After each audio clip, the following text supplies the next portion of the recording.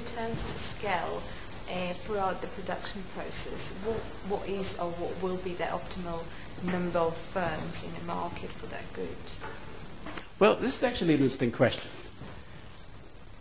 When you have increasing return to scale throughout, how would the average cost function look like?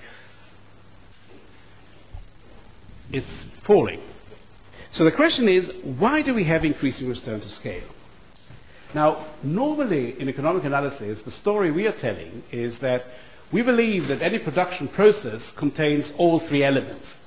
Namely, the production function will at the beginning exhibit increasing return to scale, and then constant return to scale and diminishing return to scale at the end. So that means we never consider increasing return to scale being a phenomena across the board. Sometimes we say, well, you know, if you have an average cost like this, right? One reason why you may face increasing return to scale is when your demand is limited.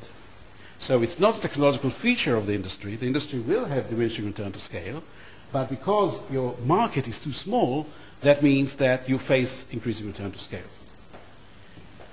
The third situation is to say, no, it is technologically embedded in it that you have the increasing return to scale. Namely, that whatever you do, how much you want to produce, you'll have the increasing return to scale.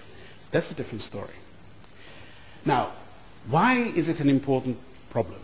Because as you remember, the condition for competition to yield an efficient outcome was for an equilibrium to happen here, in this part of the model. Namely, for demand to be such that price equals marginal cost at the point where marginal cost is above the average cost. And the marginal cost is always above the average cost when we have diminishing return to scale. So diminishing return to scale is actually an essential condition for competitive equilibria to exist and to be efficient. If we have constant return to scale, inherently we have a problem with competition. What happens is that if you have a situation like this, of course, the answer that will say, well, open the market to trade, and that will deal with this problem. But when you have constant return to scale throughout, the problem you face is the following.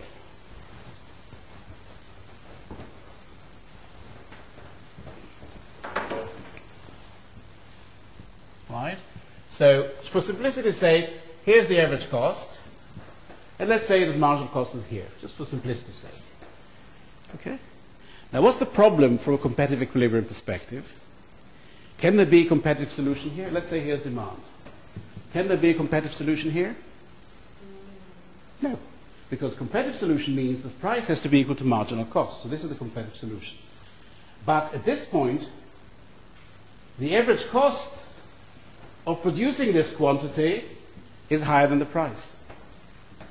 And that means if we are producing here, these will be losses. So there will be no competitive solution. Could there be a monopolist solution here? The answer, of course, is yes. This is the demand, so here's the marginal revenue. You all see it? So if there was a monopolist, the monopolist would produce at the point where marginal revenue equals marginal cost and charge the price that people are willing to pay, which is this. But the average cost here is only that, which means these are going to be the profits.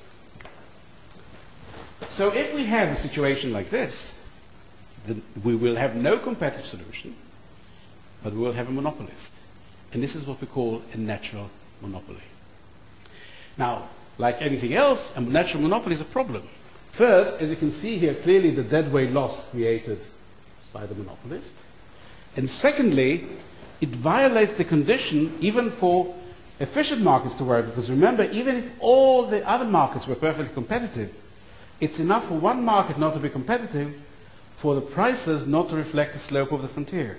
And that means that if you allow one natural monopoly, nobody will reap the benefits of competition, even if all the rest of the industries are perfectly competitive.